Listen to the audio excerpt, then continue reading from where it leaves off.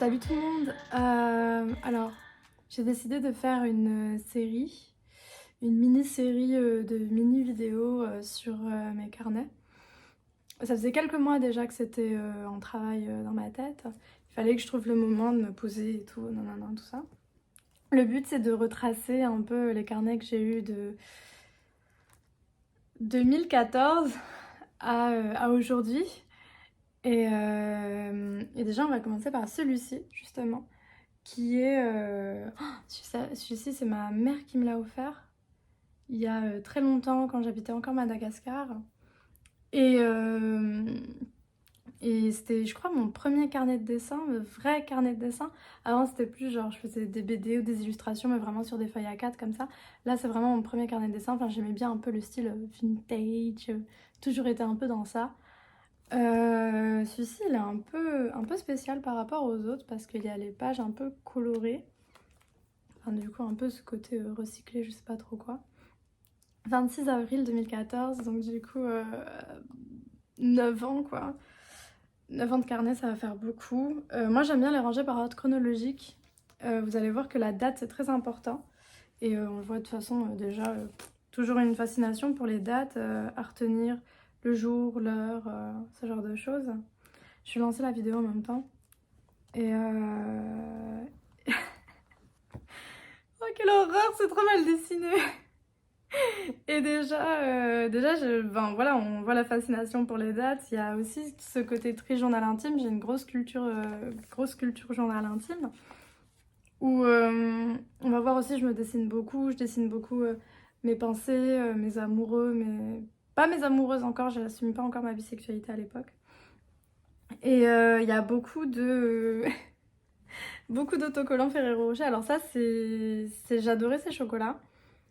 Et en fait, mon père m'en offrait souvent pour mon anniversaire. Et du coup, j'ai toujours aimé garder ces petites choses que seul moi comprends, où je me dis, ah oui, ça j'y reviens. Et ben voilà, 9 ans plus tard, je regarde et je fais, ah oui, ça je m'en souviens. Bon, c'est parti. Ah oui, et ce personnage, Olive Ellen Green, du coup, qui s'appelle Olive Verte, mais c'est... Alors j'adore le prénom Olive pour une fille, je sais pas si ça se fait, mais je trouvais qu'à l'époque c'était une bonne idée. Et Helen Green, alors je crois que c'était sur la carte d'identité de ma grand-mère du côté de mon père. Et du coup j'avais trouvé l'assemblage, je trouvais que ça très bien.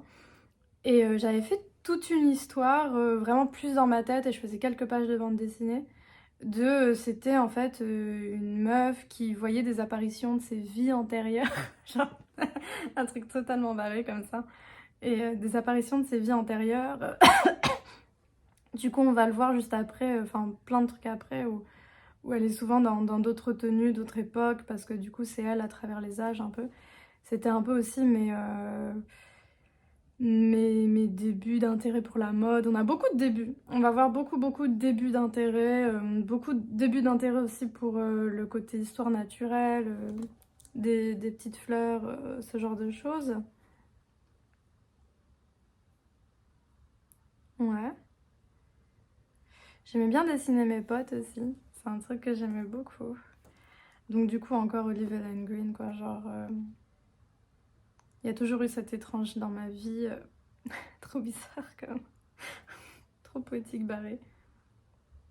Donc ouais, là, on voit aussi...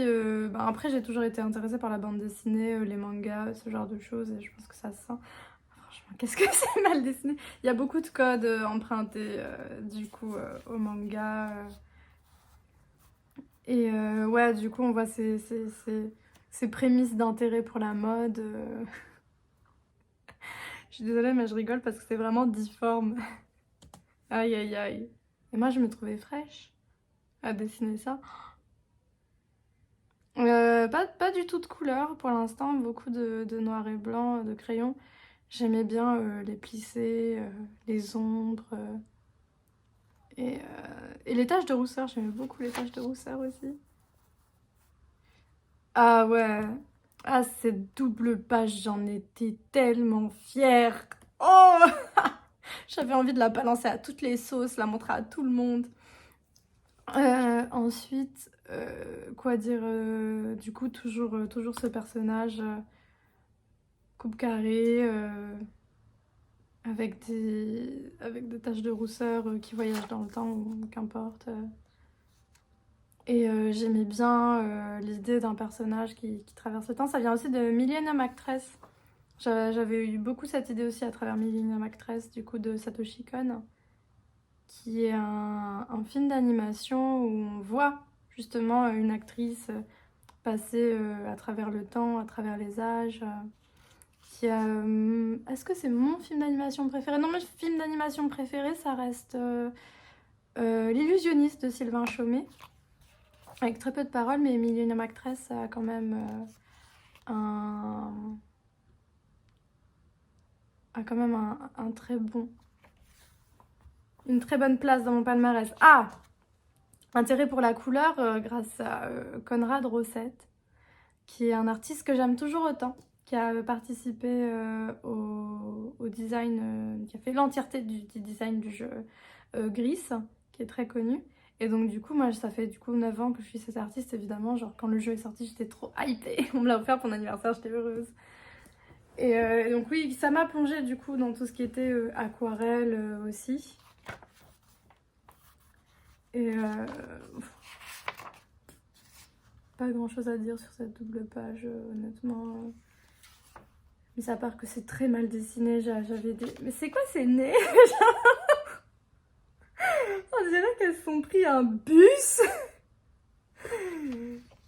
On respecte, on ne dit pas du mal. Ah, ben, le 7 juin 2014, j'ai détesté tout le monde. Pourquoi pas? C'était le bac. Ah, je développais aussi un intérêt pour la matière. La matière avec le dessin, ça m'est venu... Enfin, ça m'est beaucoup venu de l'artiste... Alors, je me souviens à l'époque, je l'avais trouvé via We Heart It. Et je l'avais suivi sur Facebook. Et plus tard, après, sur Instagram. C'était Pepper Fashion, je crois. Je retrouvais peut-être elle a changé de nom ou quoi. Et c'est grâce à elle aussi que je me suis intéressée à tout ce qui était papier arche, papier aquarelle. Aussi, du coup, je crois qu'elle travaillait pas mal avec ces textures-là. En tout cas, plein de dessins de mode. J'étais très fan. Je crois que il a mélangé des matières aussi parfois. Et après, ça revient... Alors, j'aimais beaucoup les cheveux, on dirait. Aussi mes premiers pastels gras. Ce dessin, je vais pas le montrer, il est vraiment, vraiment horrible. Il rend vraiment mal. C'est ça. Toujours dans l'intérêt de la matière. C'est marqué c'est classe, hein, alors que pas du tout, calme-toi. Après, il y avait les débuts aussi de la mannequin Cara Delevingne, qu'importe. Là, ouais, très Paper Fashion. Paper Fashion, j'ai montré les références. Et ça, des gens, des meufs, des portraits de meufs. C'est vraiment ce qu'on fait le plus quand on est une meuf, quoi. Waouh! C'est moche! C'est trop moche! Oh, c'est tellement moche! Celui-là, ça va. Celui-là, je me demande si là, j'ai eu un modèle. Beaucoup d'intérêt aussi pour la transparence. L'aquarelle, on retrouve de l'aquarelle. C'est vraiment... c'est même pas mes débuts d'aquarelle. J'avais fait quand même un peu d'aquarelle avant. Ah! Évidemment, Gustav Klimt, qui était une de mes références en termes de peinture. Et beaucoup la lune. Je reprenais beaucoup déjà la thématique de la lune, comme mon prénom vient de la lune. Je me sens très auto-centrée hein, comme art, hein, on va pas se refaire. Je me dessinais aussi beaucoup avec mes amoureux de l'époque, et du coup le baiser de Gustav Klimt, comme ça, voilà, je pense que mon amoureux de l'époque le verra pas de toute façon, ça on s'en fout. Encore mon amoureux de l'époque, beaucoup d'intérêt pour les plissés, les drapés, les ombrages.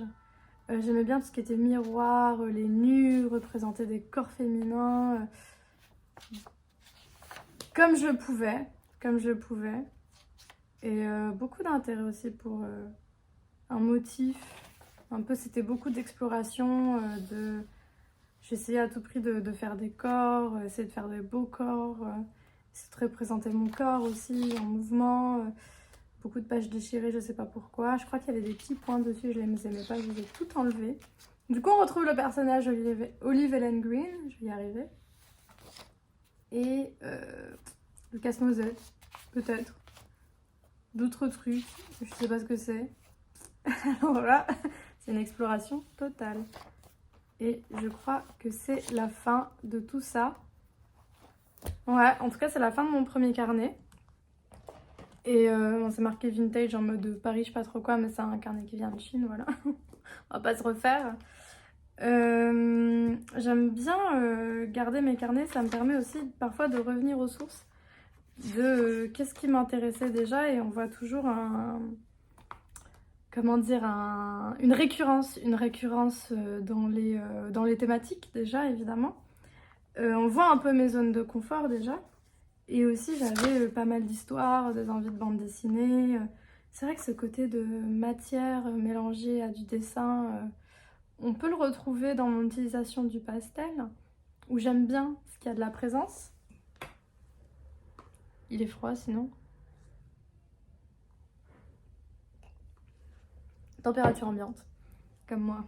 Et beaucoup d'intérêt pour les histoires, toujours pour les vêtements, et c'est quelque chose qui perpétue dans mon histoire du dessin. En tout cas, on va le voir aussi avec...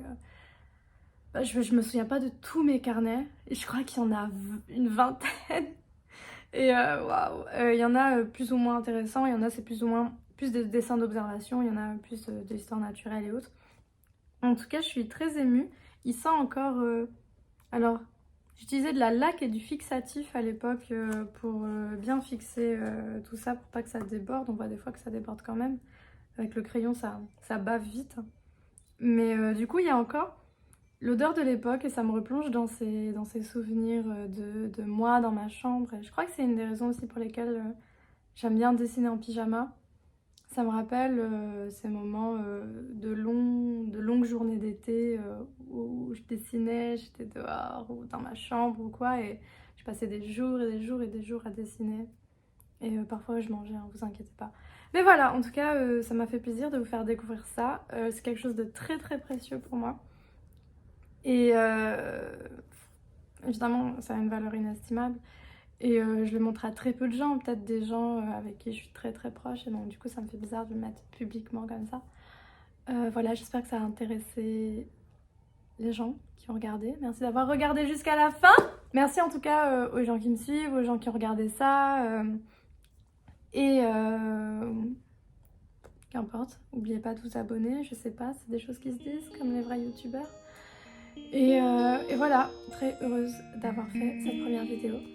Bisous, portez-vous bien.